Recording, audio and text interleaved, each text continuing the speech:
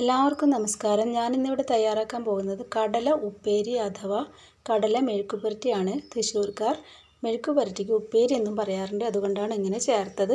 ഇനി എങ്ങനെയാണ് തയ്യാറാക്കുന്നതെന്ന് നോക്കാം. തലേ ദിവസം 1½ ഗ്ലാസ് കടല വെള്ളത്തിലിട്ട് വയ്ക്കുക. പിറ്റേ ദിവസം കുതിർന്ന കടല നമുക്ക് കുക്കറിലേക്ക് വേവിക്കാനായി മാറ്റാം. കടല കുക്കറിലിട്ടതിന് ശേഷം അതേ അളവിൽ തന്നെ വെള്ളം ഒഴിക്കുക. അതിനുശേഷം 1 ടീസ്പൂൺ കല്ലുപ്പ് ചേർക്കുക. കുക്കർ അടച്ച് വെച്ച് 3 വിസിൽ വരുന്നത് വരെ വെയിറ്റ് ചെയ്യുക. 3 വിസിൽ വന്നതിന് ശേഷം തീ സിമ്മിലിട്ട് ഒരു 3 വിസിലും കൂടി അടുപ്പിക്കുക. പല കുക്കറിനും പല വേവാണ്, അപ്പോൾ അതിനനുസരിച്ച് നല്ലതുപോലെ കടല വേവിക്കണം.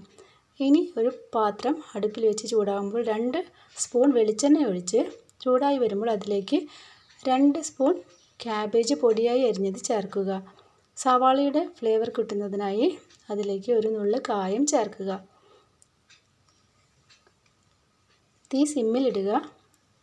അതിനുശേഷം ഒരു കഷ്ണം ഇഞ്ചി ചതച്ചത് ചേർക്കുക. 2 പച്ചമുളക് വട്ടത്തിലരിഞ്ഞത് ചേർക്കുക. 2 തണ്ട് കറിവേപ്പില ചേർക്കുക. ഇനി എല്ലാം കൂടെ ചേർത്ത് ഇളക്കി നേരിയ ഒരു ബ്രൗൺ നിറം ആകുന്നത് വരെ വെയിറ്റ് ചെയ്യുക. കൂടുതൽ ബ്രൗൺ നിറം ആകരുത്.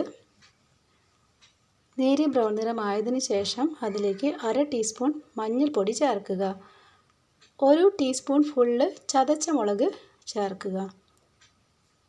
എല്ലാം കൂടെ ചേർത്ത് ഇളക്കി ബ്രൗൺ നിറമാകുന്നത് വരെ വെയിറ്റ് ചെയ്യുക.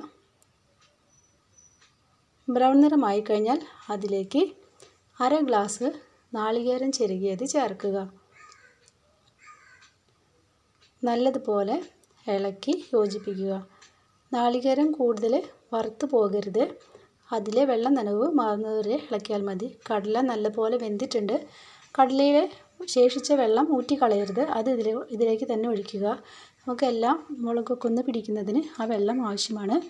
ഇനി എല്ലാം കൂടെ ഇളക്കി ചേർത്തതിന് ശേഷം 2 മിനിറ്റ് നേരം പാത്രം അടച്ച് വയ്ക്കുക. അതിനുശേഷം തുറന്ന് നോക്കിയാൽ നല്ല മണം വരുന്നുണ്ട്. ഉപ്പേരി തയ്യാറായിട്ടുണ്ട്. എല്ലാവരും ട്രൈ ചെയ്ത് നോക്കുക. ഇഷ്ടപ്പെട്ടാൽ ലൈക്ക് ചെയ്യുക, കമൻറ്റ് ചെയ്യുക, ഷെയർ ചെയ്യുക, സബ്സ്ക്രൈബ് ചെയ്യുക.